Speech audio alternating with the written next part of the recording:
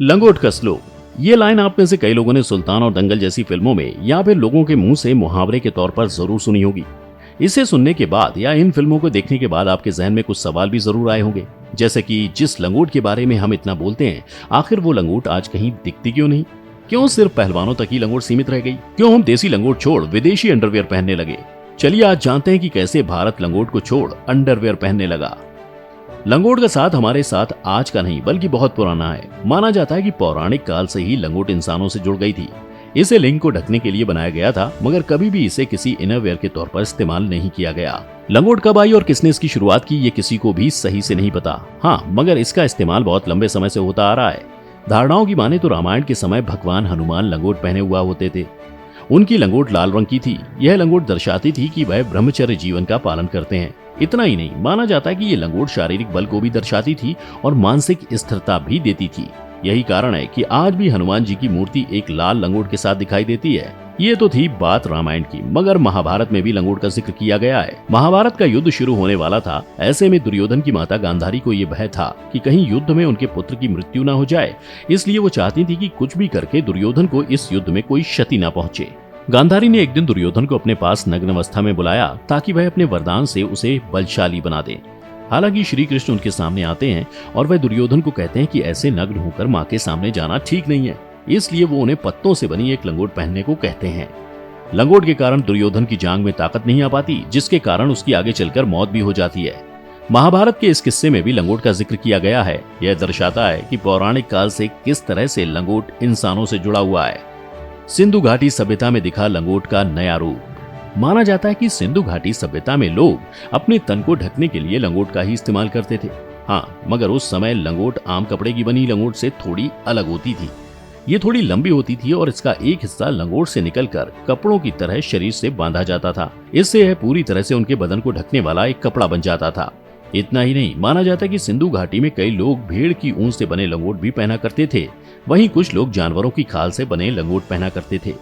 गुरु गोविंद सिंह लेकर आए कच्छा मगर। जैसे जैसे वक्त गुजरा, लंगोट का चलन पीछे छूटने लगा। अब तन ढकने के लिए धोती जैसी कई चीजें आ चुकी थी। लोगों को भी कभी इनरवेयर के रूप में कुछ पहनने की जरूरत महसूस नहीं हुई। कई सालों तक ऐसे ही चलता रहा, मगर 1699 में 10वें सिख गुरु गोविंद सिंह कच्छा नामक एक नई चीज दुनिया के सामने लाए। इसे सिख धर्म के 5 ककार में से एक माना गया। इसे बनाया इसलिए गया ताकि सभी सिख इसके जरिए अपने निजी अंगों को छिपा सकें। ये कच्छा सिर्फ पुरुषों के लिए ही नहीं बनाया गया, बल्कि महिलाओं को भी ये पहनने के लिए दिया गया। यह कपड़े के टुकड़ों को सिलकर बनाया जाता था। ये कच्छा सिखों के बीच तो काफी प्रसिद्ध हुआ, मगर बाकी लोगों ने इसे नहीं अपनाया। इतना ही नहीं, वक्त गुजरा तो कच्छा भी विलुप्त होने लगा। भारत में लोगों ने इसके होने ना होने पर बहुत ज्यादा ध्यान नहीं दिया।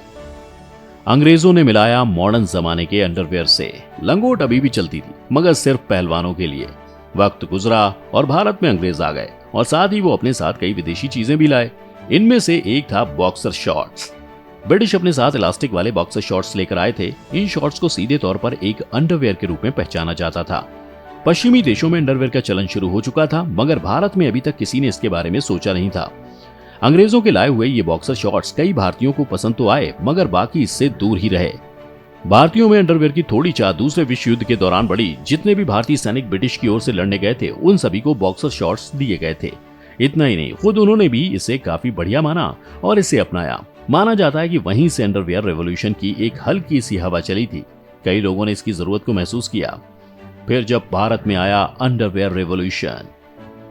ये दौर था 1970 का। लोग अब धोती नहीं बल्कि पैंट पहनने लगे थे। पैंट के अंदर लंगोट पहनना असहज लगता था। वहीं दूसरी ओर अंडरवियर का कोई खास मार्केट भी नहीं था, इसलिए ये सबके लिए उपलब्ध नहीं था। जो अंडरवियर उस समय मौजूद थे वो काफी बड़े थे और पैंट में असहजता महसूस करवाते थे। ऐसे में जब इन्हें साइड से काटकर छोटा किया गया और एक नया शेप दिया गया, तो भारत में एक नई लहर शुरू हो गई।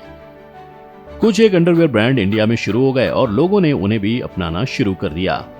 माना जाता है कि बॉलीवुड ने भी अंडरवियर को काफी प्रमोट किया। कई फिल्मों में अंडरवियर को दर्शाया गया। वहीं कितने ही बॉलीवुड स्टार्स ने अंडरवियर ब्रांड्स को प्रमोट किया। इसके बाद तो आम लोगों में अंडरवियर खरीदने की एक होड़ सी लग गई।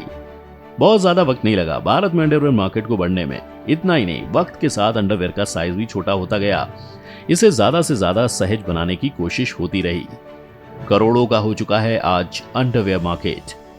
कभी जिस भारत में अंडरवियर का वजूद भी नहीं था, वहां आज ये इतना बड़ा मार्केट बन चुका है कि कोई सोच भी नहीं सकता। आज भारत में इतनी बड़ी संख्या में अंडरवियर बेचे जाते हैं कि कंपनियों को बहुत बड़ा मुनाफा होता है। अंडरवियर मार्केट की कामयाबी का सबूत है 2018 की सेल्स रिपोर्ट।